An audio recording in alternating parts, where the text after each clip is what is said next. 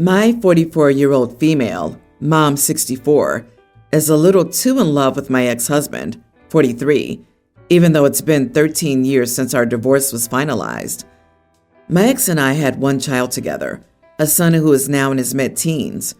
My mom is hung up on my ex being a good dad and an extremely loyal person, also a nice person, except when he's particularly frustrated. Our divorce was caused by my disliking his lack of motivation to improve himself and to build a financial safety net. Instead, he was okay making $17 an hour for a niche artsy small business where most of the employees were there because their passion outweighed their salary expectations. He was a college graduate doing a lot of office management stuff that would have been paid more in every other company. He refused to see reason when I tell him that he needed to jump ship before the ship that was a small business being outcompeted in price would sink. Eventually, we realized this was a conflict we could never agree on, and I decided to pull the plug. Since then, I've moved on with a boyfriend, 49, whom my mom dislikes passionately. She constantly taunts him by saying he wins all arguments because he raises his voice so loud that everybody else's voices go out. My boyfriend is an executive VP working in the venture capital industry. We have 2 daughters together, young teen and pre-tween, but he refuses to discuss marriage because he said my first marriage didn't work out, so why would I want to go down that path again? Between co-parenting and my boyfriend being my son's de facto stepdad, my ex and I moved on from being exes to being friends. We're each other's emotional support, and he deals with my boyfriend's type A executive personality well, which I appreciate. My boyfriend and I have problems because he loves explaining himself, especially with regard to what he deserves from other people. He thinks other people must pay their dues to be on his level. I've compared the emotional labor I've had to put into somebody expecting me to run at the same pace as an Olympic sprinter. My boyfriend lectures me when I'm insecure about other women and refuses to do anything. I'm dealing with hormonal issues, and he takes it personally when I'm not always bubbly and smiling in his presence. He recently said he wanted a break, and I honestly wanted a break from his type A demands. I decided to move out, and my ex is driving Uber now since the company he worked for closed. So we agreed I would move in and take care of his son and my daughters while he works or job hunts. My mom is over a lot now, and the other day she said I'm acting like myself again. I was fine with her joking that for my 45th, I should tell my boyfriend to kick rocks, but I wasn't fine with her saying that my ex was a good man and I lost a good man in him. I thought that was inappropriate and not true, and I told her to leave my apartment. She said it wasn't even my apartment, but she seemed to have hit a nerve. Am I the idiot? So your ex-husband took your assumingly unemployed self in with your 3 kids, 2 of whom aren't his, letting you live off of him again as your emotional support human. So you're mad at your mom for pointing out that he's good and a possibly better man than the boyfriend who refused to marry you, who has a domineering personality, who treats you like an inconvenience. Girl, you got your priorities all messed up. You are the idiot, and your ex-husband is a saint for dealing with your BS. I'm siding with Grandma on this one, LOL. Her ex was working, not just rich enough for her, and she dumped him to go target a rich man. The rich boyfriend who wants a break. Yeah, break equals finding himself a younger model without menopause issues and entitlement, is fed up with her. She dumped her husband because she was a gold digger. She got dumped by her boyfriend because she's a gold digger. To be more specific, she got dumped because she's an old gold digger with a body that's been through 3 pregnancies. Oh, the irony. The mom just pointed out that her ex-husband is a good guy, and she's kicking her out. Like, what? Her ex-husband is a good person. Seems like OP doesn't like being told the truth, or when she's wrong. A missed detail. OP's divorce was finalized 13 years ago, and the oldest kid with the rich idiot is also that age. She cheated and got pregnant LOL. And she didn't even get a ring on it after 2 kids. Yikes. Worst gold digger ever. Honey, you better be nice to your mom because she's going to be the next person you end up having to mooch off of when both of these guys get sick of your crap. I lost my daughter, Abby, 7 years ago. She was married to Scott and had 3 children with him, who are now tweens and a teen. Scott and my grandkids stayed part of the family, and last year Scott remarried. His current wife is Beth. We all knew Beth for a few years before the wedding, and she was always very friendly, though at times she could be a little pushy. Scott would always handle that, though. After they got married, Beth's pushiness got worse, and Scott appeared to have lost control. Beth was upset when she dropped my grandkids off one day that we had not added photos of her to our house and commented as such. Our living room has a display with pictures of our kids and their weddings. She felt her and Scott's wedding should be there. She was upset when my grandkids spent Mother's Day with us and our extended family, and we didn't include her. Scott wasn't invited either. Mother's Day is difficult for him due to a bad relationship with his mother, but Beth said we should invite her too because she's part of the family, and then she said she's one of our kids too. I asked her what she meant, and she told me she's going to be one of our kids now, that she's the mother figure for our grandkids. I told Scott what she said, and he was embarrassed and told me he would speak to her. Beth was always upset when my husband posted on Facebook to say something about our kids, and she didn't get mentioned as one of our kids, but as Scott's wife. We mentioned Scott and how wonderful he was to Abby and how wonderful he is as a father. We were all together for my grandson's birthday, and he wanted a mom's side photo. Beth attempted to get into the photo, and when Scott tried to remind her, she said she was part of the family now.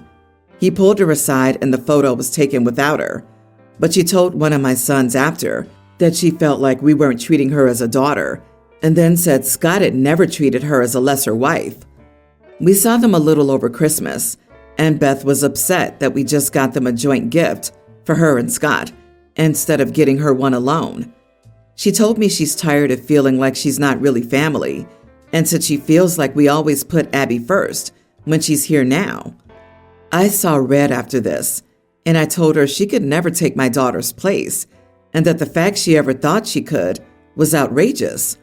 She told me the kids call her mom, and they think the world of her, so why wouldn't we?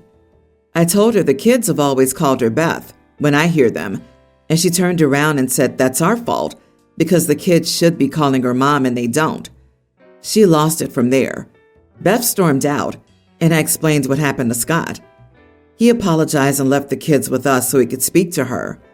I think they worked it out, but Beth said I was needlessly cruel to imply she's not as good as Abby and doesn't deserve to be our daughter. Am I the idiot? Not the idiot. I mean, she sounds unhinged.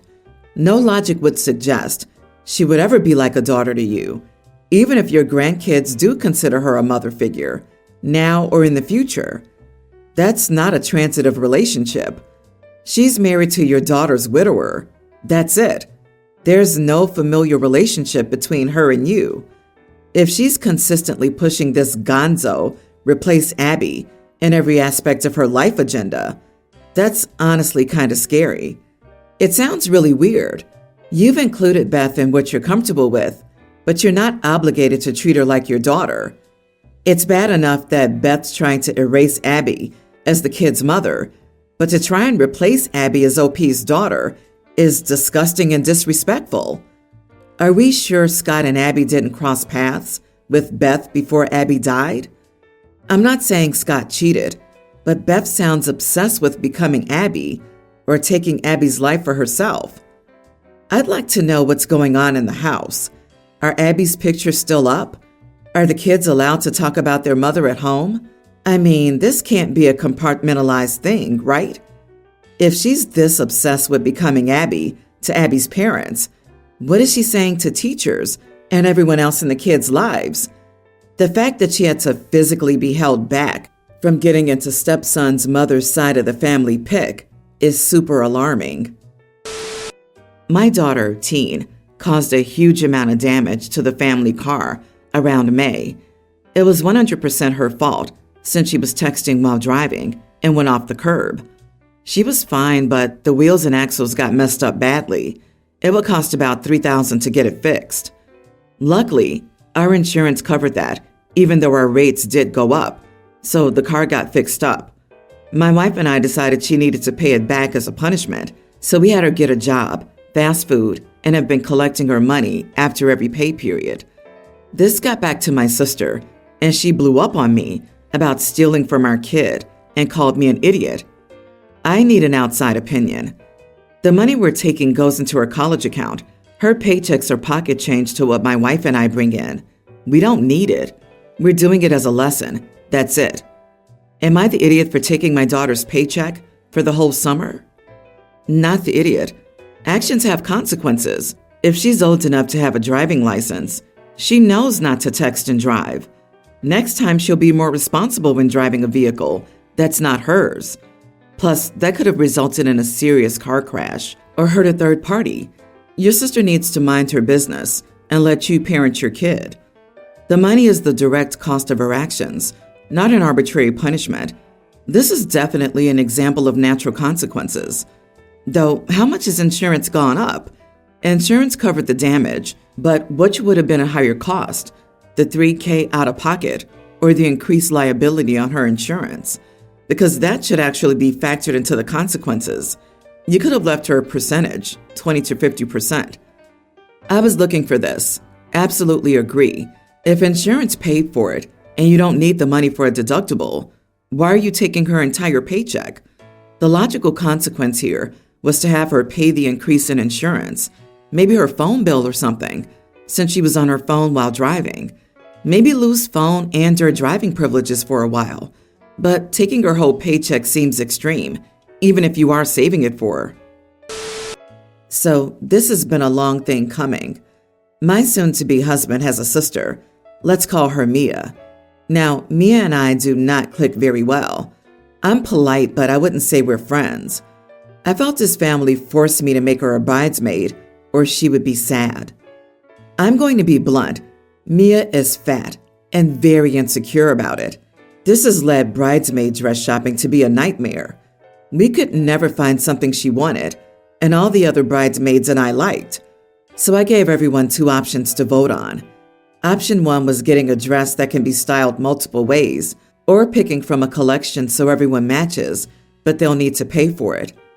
Option 2 was I would buy everyone's dress, but I chose the dress, and my decision was final. My 5 bridesmaids voted, and the option 2 won. So I picked out a blue strapless dress with a mini slit. I liked it, and I knew Mia would have an issue with it. I sent a picture to all the bridesmaids and confirmed the right size before I ordered. This is where it blew up. Mia was angry that I was picking a revealing dress. This resulted in an argument where she thought I was a huge jerk. I told her she could step down if she had issues with the dress. She tried to get the family on her side, but everyone knew I gave them options and had watched me struggle to find something everyone wanted. Edit. She voted for the option where I pay for the dress. I didn't ask her, since she and her mother-in-law announced she was one of my bridesmaids at a family gathering. The only way to keep peace with the whole family was to give her what she wanted. I've also gone to 4 different shops to find a dress for everyone. Edit to clarify.